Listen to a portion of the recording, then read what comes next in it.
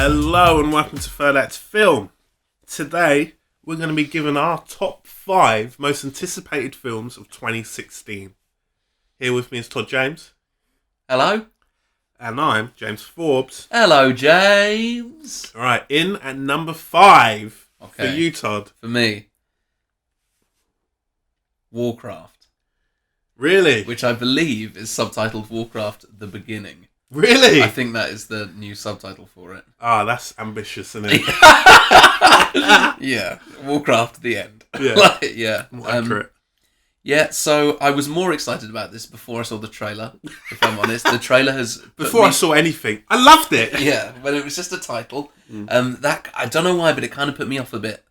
Even, like, it was some of the effects, they look amazing, but they're just a bit... It's very out there. Yeah. And yeah. I'm wondering if it's going to be... Two. Because, I mean, look at, like... For example, the Marvel Cinematic Universe, which may or may not be being mentioned again at some point in this video. Yeah. Where they've spent years getting to the weird stuff.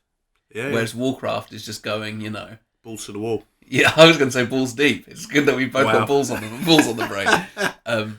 Yeah, it's just, going straight in at number 10. That makes no sense. What? Yeah, and I just feel like it might be... So that's your number 5. That's just my to number clarify. 5, yeah. Cool. Alright. Yeah. My number 5 is... But hold on. Even though I've said all that negative stuff, I still am very excited for what it potentially can be and what it can potentially do for the industry as well. We discussed here... Link here. That potentially this could revolutionise. This could be a whole new era of cinema. Yeah. Maybe not. But Maybe. Could be. We'll see. my number 5 is Star Trek Beyond. Yeah? Yeah. You've got Idris Elba as the villain. I hope he's a Klingon. I don't really mind what he is. Right. But I love the fact that he is in it. Yeah. And as well that they've been talking about how they feel as though Star Trek should be a mega brand, especially now Star Wars is back, and whereas at the moment it's just a super brand. Yeah, they think it can be an ultra brand. Yeah, they want it to be a $1 billion franchise. They don't understand why it hasn't hit. I understand why, but okay. I know, but it's upsetting because they're great. Yeah. They are great. The first 2 that they've done, brilliant. The most recent. The most recent 2, because this is all part of the same Yeah. version that they're doing now. But I think hopefully they know this. They know they're going to be changing a few things. They get everything. They had Benedict Cumberbatch in the last one. Mm-hmm. Solid actor. Who was the villain in the first one? Eric Bana. Who did a good performance. He's a good actor, but the role wasn't that great. To be honest, the first one was more about the crew. Yeah. 100%. And it just happened to have a villain. Yeah, he was just the villain of the week. And then the second one, you actually had a villain that you could focus on a bit more. And I'm hoping that they just keep on doing this, that you just get a big actor as the villain. Yeah. And watch the Star Trek crew deal with it. And if it's just a one-off, I feel like getting somebody for a one-off, you can get bigger actors. Yeah, totally. Like imagine Joaquin Phoenix as the villain in Star Trek 4. I'd be sold. Yeah. So I'm just really excited for it, and I'm more excited for where this franchise might be heading. Yeah. Yeah. Your number 4? Speaking of Benedict Cumberbatch. No way. Doctor Strange. I've gone for. Yeah. Yeah, I love Doctor Strange in the comics. Yeah. He has some of my favourite moments in any comics ever. The one where there's one where he goes to this intergalactic market to sell portions of his soul for the power of a god.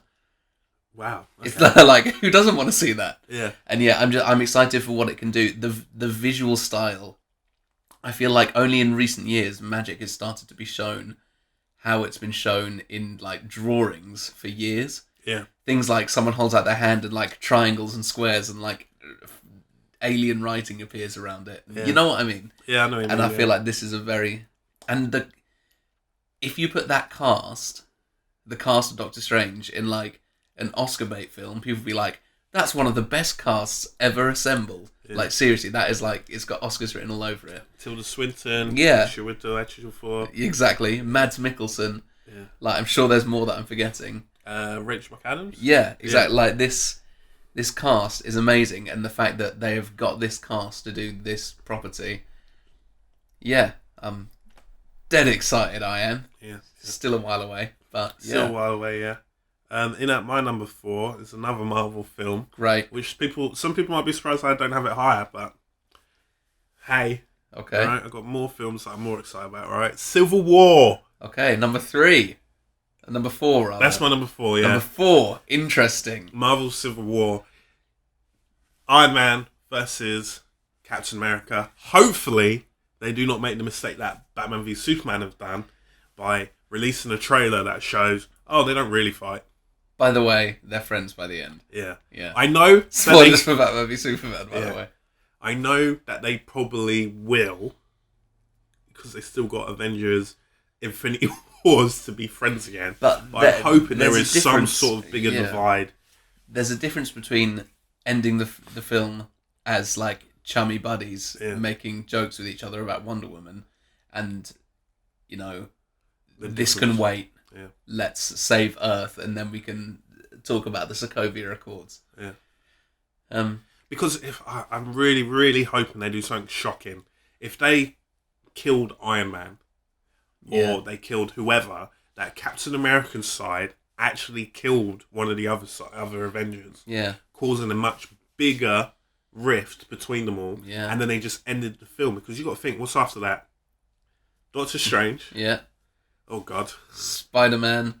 Guardians of the Galaxy 2. Yeah. Maybe not When will be the next time? Like Thor. Yeah. For the Dark World? No. For Ragnarok. Yeah. When will be the next time we come back to the Avengers and get a conclusion? It could be... You're going to be waiting 3 years. You'll be waiting until Infinity Wars. Sitting through Ant-Man and the Wasp like, what happened? Yeah. Just being like, please, someone tell us.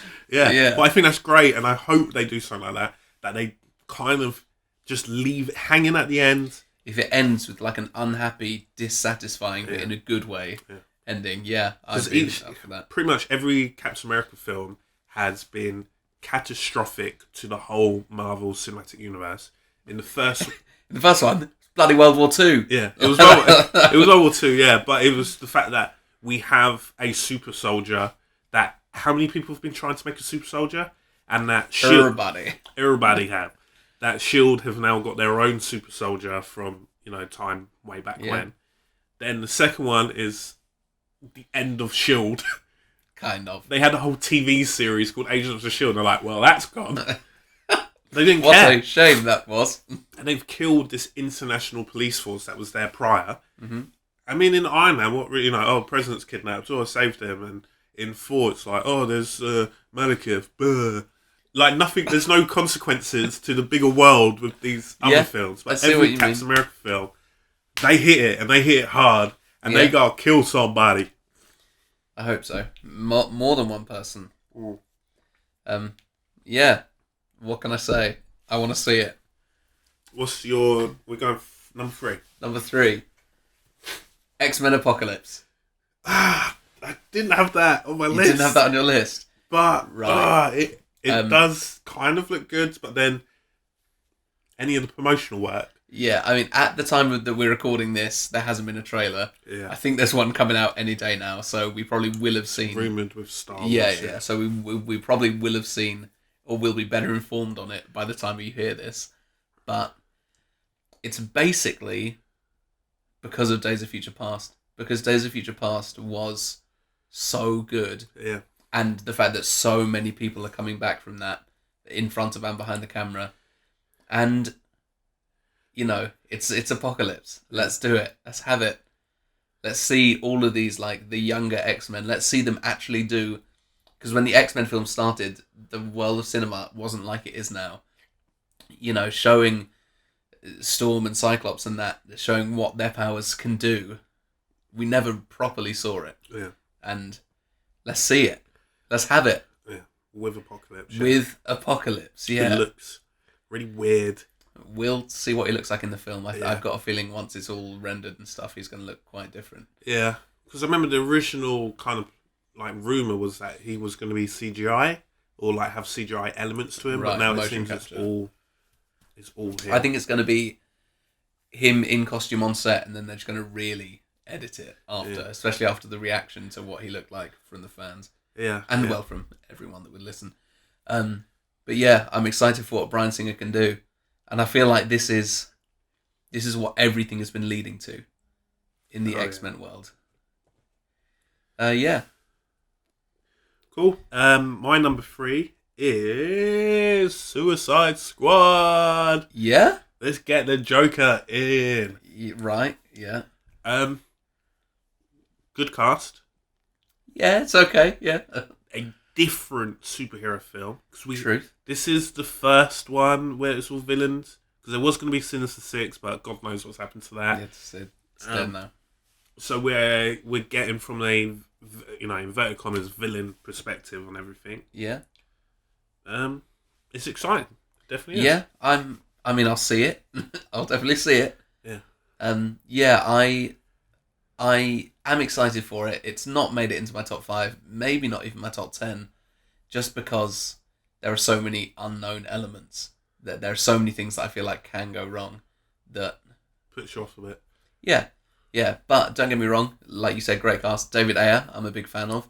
I love the trailer was okay, but that was after like a month of filming, so it's really difficult to judge the film. I absolutely love that trailer. It's one of my favourite trailers of 2015. Fair enough. Along with the Batman v Superman trailer, the first trailer, not the most recent one. The first one where he puts the bat signal on, or the first proper one? Oh, right. The first proper one, I guess. The first proper one, right. Yeah. So we've got 2 left. Okay. There's a lot of films we ain't mentioned. It's interesting. All right, what's your number 2 then? My number 2, Assassin's Creed. Ah, yeah, I knew it. You knew that. I thought that would be number 1. No, everyone knows what number 1's going to be for me. Assassin's Creed. Big fan of the games. Yeah. I haven't played some of the newer ones, so that's why I still like them. like the last one I played was 4, so that's why I still like the franchise. Yeah. As much as I thought Macbeth was a pile of toot, yeah, I'm still excited for Michael Fassbender and Justin Kurzel, I believe is his name, the director. Okay. Sure, I'll take your word for that. I feel like he's the kind of guy that he can make a really good looking film, but he needs a bit of, and I know this term is going to put some people off, he needs a bit of studio interference to point him in the right direction. And I feel like, and but just the thought of seeing... Isn't it a new studio? Isn't this Ubisoft Studios? I think I think they have a big hand in it. And they haven't made a film before. So stop tainting this for me. So their intervention would be like, could you not do that? And they're like, Shall I tell you what would be better? Yeah. Assassin's Creed. And they're like, yeah. I mean, obviously it's their product and they care about it, but do they know how to make a film, or are they experts in making a video game? And then doesn't the director have more say? Just be like, dude, like, I've made a film. I made Macbeth last year. Yeah, I get that, but I just mean the thought of seeing this all. And remember, Assassin's Creed was meant to come out this year, and they pushed it back and back and back. And I feel like that time is giving them ample time to iron out any kinks. And just the thought of seeing Michael Fassbender in full garb, just like slinking his way through a crowd and being like, just behind, so just like it gets me excited. Yeah, it excites me.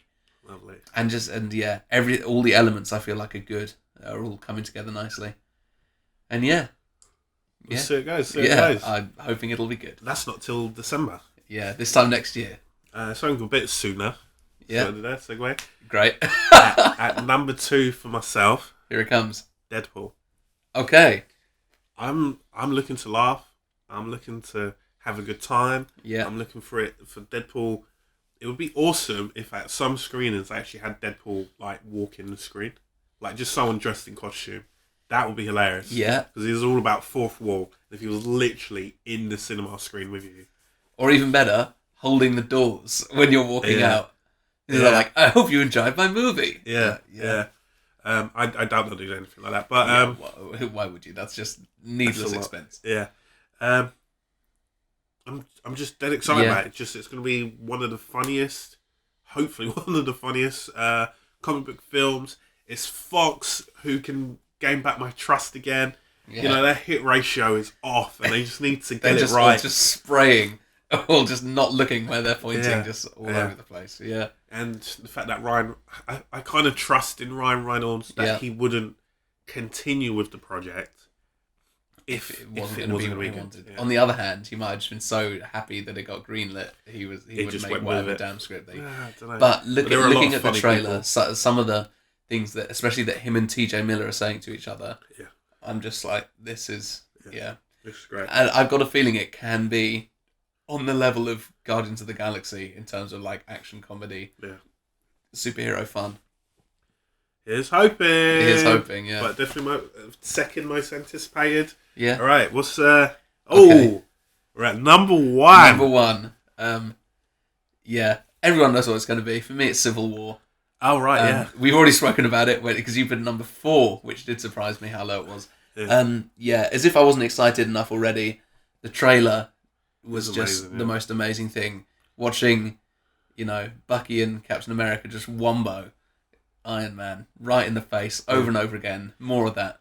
And remember the action you saw like in the first Age of Ultron trailer. You hardly saw anything. Yeah. And by the time the film came out, thinking of what more we're going to see. And one of the big criticisms of the Marvel films is that every villain is just either like a faceless army, or it's just like the evil version of the hero. Yeah. This is just all powers just going at it. Yeah. And I like this. It's I mean, there still is Baron Zemo, yeah, who we haven't seen, and his involvement. And I'm just really hoping that it's not the same. I said before, not the same storyline as Batman v Superman. Mm-hmm. They attack each other. There's a bigger threat, and they attack that threat. I'm just hoping there's dire consequences to this film. That we leave that film being like, well, what does this mean for, like, even if it hit on the level of like, what does this mean for Jessica Jones, Daredevil, Shield, the next 4 film, Doctor Strange? Like, if it was able to send out quakes on, see what I did there? Quake, what changes the shield? Changes the shield, right?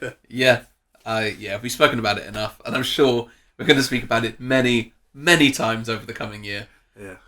Right, you're number 1. Give it to me. Surprise me. Number 1. So I've had Star Trek, Civil War. You have Deadpool. That's right. Number 1 is Star Wars Rogue One. Okay. Why? We are very shortly about to embark on a new adventure. We are. Yeah. Then that comes in the form of Star Wars Episode 7, which is, we have the comic book first, which is being able to have intertwining stories, and now we're going to get the Star Wars verse and that brand getting the same kind of treatment. But this will be the first, if you assume that Marvel's Cinematic Universe is the first cinematic universe we've ever had, Star Wars is going to be the third, I guess, because Man of Steel came out, and then unless you count Dracula Untold, but whatever. They've disregarded that now. That's not a thing anymore. So with this, we're getting our third cinematic universe, and the first one to go back in time for an episode. Yeah. Well, in fact, I guess you would assume that this is already. Well, no, because the prequels went back in time from the original trilogy. Oh, you're right. Yeah, I am right. But I don't really count the prequels. Okay. Yeah. Great. Classic. I see it as just the originals, and then we're going back. We're going back just to fill in a gap that hasn't been explained, and to help everyone recover from the prequels. And then, right, it's to see where this is all going. What kind of, I don't even understand what kind of feel this film's going to have when we already know the outcomes and everything. Yeah. Well, there's something as well that I thought when I was watching, like when I think of Star Wars, I think lightsabers. Yeah. When I watch the trailer for Star Wars, it's all the ships, it's the stormtroopers, it's the look of the planets. Everything is individual, and you can have this film without Jedi in it and still be unmistakably a Star Wars film. And that's exciting. Hopefully, what Rogue One is going to be about. I'm hoping they originally said this is going to be the first Star Wars film without a Jedi. Mm-hmm. I'm hoping they stick with that, and that we do just see what the grunts do on the ground floor, and see their kind of achievements. That it's not all about Jedis. Like, yeah. Well, because at this point, at the time point it's set, there aren't Jedi. Anyway. there's just Darth Vader and Yeah. well, pretty much there's just Darth Vader, And he's not even a Jedi. Yeah. Yeah. I get it. I'm pretty excited for it, but Not in your top 5 though. no. Shall I tell you what wasn't in either of our top 5s? Batman v Superman. Mainly because of that recent trailer. That awful trailer. Yeah. Well, just don't show me. Like, I knew the film was going to be like that, but don't tell me. I wasn't surprised. I can suspend it. It was like, do you remember in Lord of the Rings 2 Towers trailer? They showed you Gandalf, and I was like, he died in part 1. Why ruin it? Great, yeah. It's. Do you remember in the Terminator Genesis trailer? Why are we talking about this? This has nothing to do with our most anticipated. But yeah, all good films. I'll be seeing them all.